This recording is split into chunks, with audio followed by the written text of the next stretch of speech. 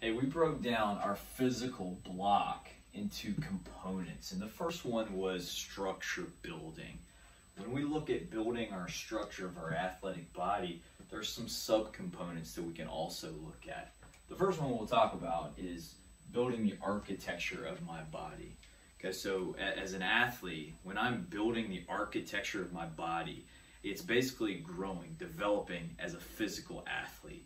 Okay, it could be increasing the cross-sectional size of a muscle group. It could be adding bone mineral density to specific parts of my skeleton, my bone, to handle forces that exist in my sport. But I'm developing the architecture, the framework of my body through my physical development. The second one is I'm essentially building armor. Now, regardless of whatever sport I'm in, armor is going to be beneficial for me. Many sports have contact involved, and that kind of makes sense. I need to have armor to be able to withstand blows, absorb force, to be able to deliver force more effectively.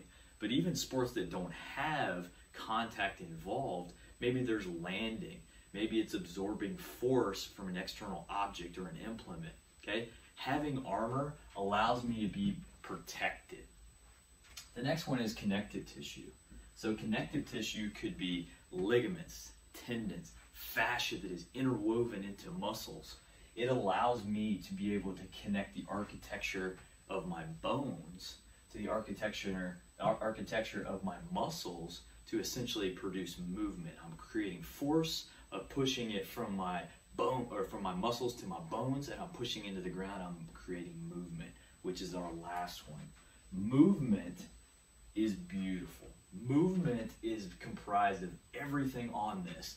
Movement is also dependent on everything that we see in this pyramid being in the right place.